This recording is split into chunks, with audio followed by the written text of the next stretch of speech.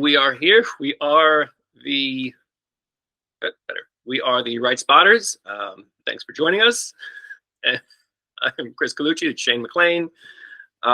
We are just talking writing, and today we're here to talk about how to find your voice, why you need to find your voice as a writer, and just what it takes, because it's not even a skill. It's just part of good writing. Every good writer has a voice that you can recognize, that readers recognize within a paragraph or two. Oh, Joe wrote this. Okay. And the more you read, the more you'll be able to differentiate between what writers sound like. It's tied into their style. It's not so much the genre or the topics they're writing about. Like, all coaches are going to write about diet and exercise. Everybody's going to write about the same general topics, but the way they present that same information is going to what's really going to make their information stand out.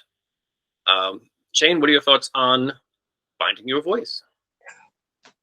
I was just thinking that it's almost like the first few bars of a song that you listen to, that you can almost pick the artist when you hear the first few bars of a song, or you hear the first few words of a song. You're like, is that Alice in Chains? Is that Pearl Jam? Because each band has a sound, right? So, and you immediately pick up that sound as soon as you hear the song on the radio. Some people are really good at it, some people are not. But I think it ties into, like you said, like finding your voice. It's like when somebody picks up and they look at an article, and because usually the author's name is pretty small and usually hidden, right? It's not prominent, and on any article that's probably online, that you could read it and go, oh yeah, I know this guy. And that goes to the heart of what it is your voice is, and not just writing with voice, but also finding it and then expressing it, right? Like you said, we all write about the same things, right? We all have different perspectives on the same thing, but we all pretty much write about the same thing. It's all been written about before, right? There's nothing new. So what differentiates probably what we could good fitness writing from just run-of-the-mill present info stuff is your voice. And that's, I think, like you said, it's not so much a skill, but it's just a part of good writing. And what makes it, or how you find it, and what makes it good is practice. Yeah. Right? Yeah. No, that's basically it. It's you figure it out through, no pun intended, just putting the reps in. Like, the more you write, the more you'll get comfortable writing, and that will lead into writing the way that you want to write. It's the same way as you find your ideal squat stance or your bench press grip, bar path. Like, you just have to practice. And like, you can read books about saying do this and do this and do this, but you have to individualize it to yourself to have the best finished product and to have something that really stands out. It's practicing. It's writing stuff for yourself that you never share, if you ever publish. It's almost like a confidence thing, where like you're self-confident to be like, yeah, I'm going to write about squats, but I'm going to throw in a Willy Wonka reference. Or I'm going to write about deadlifts. I'm going to fit a Wu-Tang lyric in there, a la Tony Gentlecore. Yeah. One of our favorites. Yeah. So it's self-confident, being that, I know my stuff as a trainer. I'm getting more comfortable as a writer. So I'm going to put a little pizzazz on it, because boring writing, like, it's easy to write boring fitness articles, just putting words out on a page. ChatGPT can do that, right? Yeah, well, we don't do that. Yeah. Like, there's a lot of that out there because it's so much information. But if you're comfortable with if you're confident at the trainer and you know your stuff and you know that you're the best trainer for whatever group you serve, then it's just a matter of presenting your, like you said, presenting your perspective on the content, and do that in a way that it stands out from the crowd, gets you more attention. Yeah, I mean, that's the whole point. You think? Yeah, I was just thinking, because it's so easy for us to say you got to find your voice, and you got to find it as a writer, and you got to put it in your articles. I think a really good first step for anyone, because when you read your article, when you're meant to read your articles out aloud to find errors, and you read it out and it doesn't make sense, you go back and you change it. I think if you're having trouble finding your voice as a writer, is that you basically want to write like you're having a conversation with your best friend, right? It's like a conversation with one person. If you read back your writing and you don't talk like that, then you're not fine. Then that's not your voice. If anybody's, like, you use Tony Gennacore as an example, if anybody's been to a Tony Gennacore seminar or many things that he writes like that. He swears a lot. He says, poke your eyes out, bang your head against a brick wall. He uses all those kinds of analogy. He's like, Tony writes like he's having a conversation with another trainer, right? That's who Tony is. So I think a good trick for writers is when they do write something and they do read it back, is that, do I talk like that? And if the answer is, well, yes, I talk like that, then yeah, you found it, right? That is your voice. But if you read it back and you go, God, this is boring, I would never say things like that, then don't say them. Don't write about them, right? I think that's a really simple way for writers to get started when they want to find their voice, is like, write like you're having a conversation. Yeah, that's huge. I mean, it's the way you communicate, whether it's written or it's verbal or whatever. That doesn't mean necessarily leave in like slang and like grammatical errors. Like those need to be addressed. But but tone wise and the way you're talking. I know we had spoken once before, and Dan John is another great example. The Dan John articles sound like he's sitting in the chair just talking to you. He'll talk about, when he was throwing the discus in 1971. He'll throw in anecdotes that what his stuff sounds like, and you can very easily imagine just sitting around talking with him and getting the same, verbatim information from the article.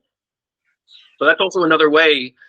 Like if you're having trouble like visualizing what it actually means to find your voice, read a bunch of different stuff. We go over this all the time. We were just talking about it. Reading more. But find, like, if you look around online and find 3 or 4 articles on the same topic from different authors. So if you see 4 authors writing how to deadlift, you'll read through them all. You'll probably get the same general information, but it'll be presented 4 different ways, ideally. Part of that also, like, it depends, because we keep talking about finding articles online. Not everybody writes for publications. Like, you kind of have 2 branches. You have like self-published work, which is going to go on your blog or your social media. And then you have published work, like writing gigs for online websites, or if you're lucky enough, book deals and things like that. So if you're self-publishing, you really have a big opportunity in your Facebook post, in Instagram posts. If you have a blog, you really can play around with practicing and experimenting, try different ways, see what clicks. If you're writing for publications, it's a little bit trickier, because then you're talking about like the brand voice, and the publication you're working with has a different thing. So that's a little bit trickier, but you still need to be yourself. So play around with your social media posts, with a couple paragraphs at a time, whatever it is. So that's kind of a good way to also get started. Yeah. On a completely different side note, that yeah, particularly with muscle and fitness, I can slip some jokes in, but I like get taken out. I've had that. I've been like across the I like. line. I mean, I don't mind. No, But yeah, you're exactly right. When it comes to finding your voice, like you said, the self-publishing route is the best way. That's yes, that it's that's really it's really where you explore how you want to sound and how you the kind of writer you want it to be. So using me as the best example, because that's really the only example I know about, is that I want it to be funny and informational. I find reading boring fitness articles that just present information are fine, but it doesn't do anything for me. I already know some of it already, and I just tune out really easily if it's just all you're doing is presenting information and there's no real oomph or personality into it. So I decided from a very early on that yeah, there's obviously a fine line between being too entertaining and it's like finding like a middle ground. right. But I just find it's a lot more engaging for the reader if you, I wouldn't, for a lack of a better term, like bring yourself to their level Mm. by using humor, using funny anecdotes like Dan John, and it just makes you more relatable, right? Yeah, no, it does. Yeah. I mean, well, So and again, that's how you're going to talk. Like when we talk, like we go on tangents and we are laughing, 30% of the time. Like again, it's being yourself. It's being yourself while still serving the information and still presenting the information clearly. it's Like you true. don't want to force it. Nobody likes, hack-eyed, corny jokes that are just crammed in. There's no reason for that. That's when a good editor comes in and says, nope, nope. But you can and should just be yourself while you're getting across the message you want to get across. And again, that it all comes back to just practicing. Practice it, get comfortable with it, and it'll become more natural as you just get used to it. I think, and you brought up a really great point before, is that read, baby, Mm. read a lot, read, read. I mean, when I first started as a trainer, I just pretty much read everything I could get my hands on. Mm-hmm. That's how I learned is from Again, reading and put it into practice. Um, and I think reading people who you like to emulate is a big deal. mm-hmm. We all like even like we can go back to the music analogy. Like musicians have influences, right? They go, well, you could tell, say that Slash used to listen to a lot of Eddie Van Halen, Mm-hmm. right? Just by the way he plays guitar, right? Right. So it's much like if you want to be like somebody, you want to be influenced by somebody, read their stuff.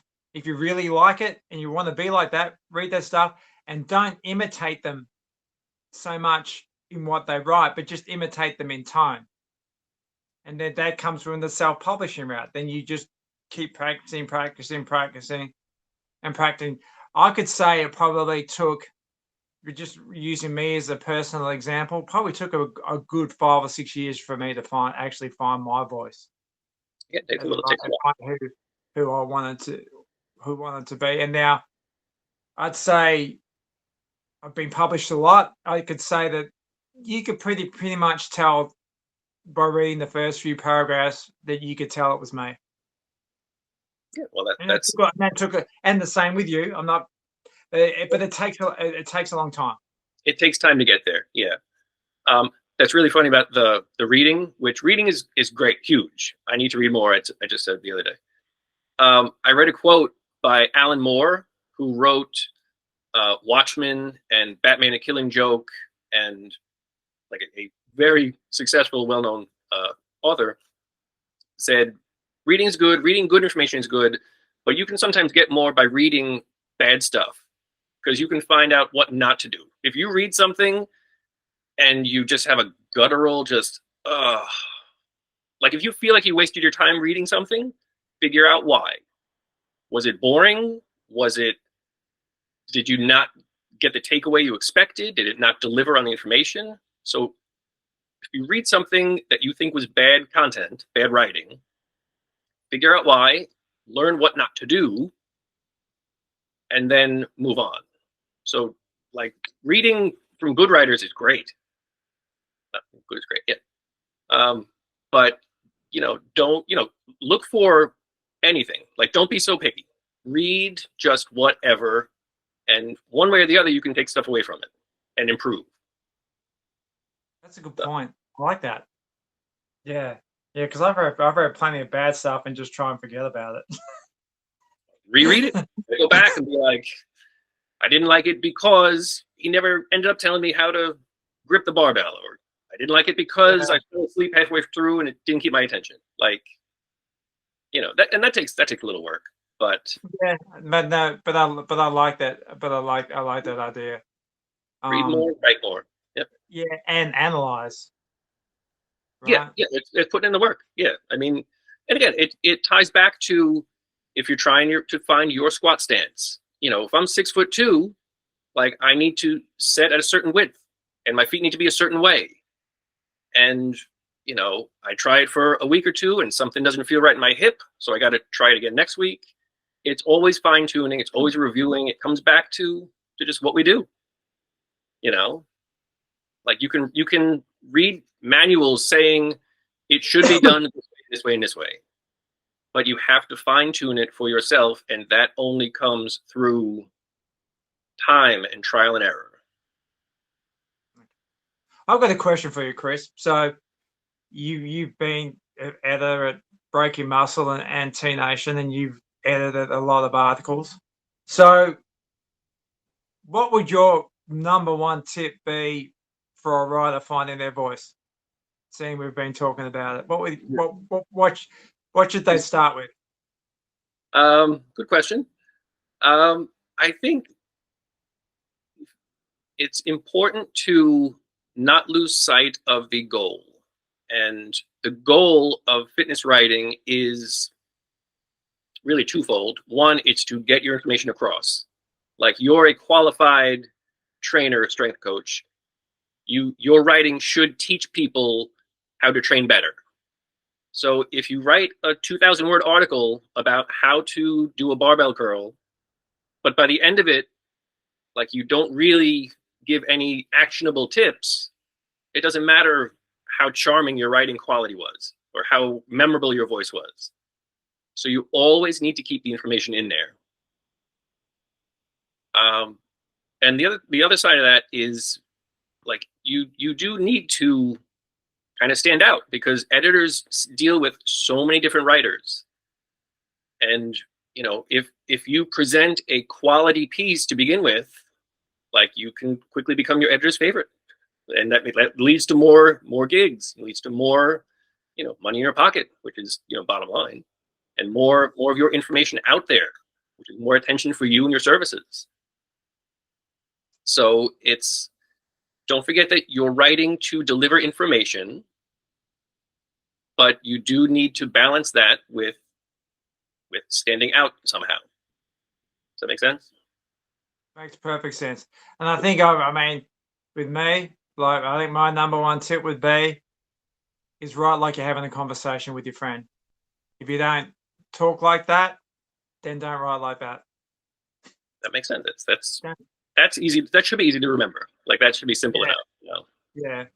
And write a lot. You need to put the time in. Do your reps. Practice your reps. For sure. Cool. So, are we good? I think we threw out a bunch of information. Any other questions? Find us at The Right Spotters all over. TheRightSpotters@gmail.com. You have questions, fire them in. And we will catch you guys next time. We'll answer them. We will. That's what we're here for. We will catch you guys in a bit.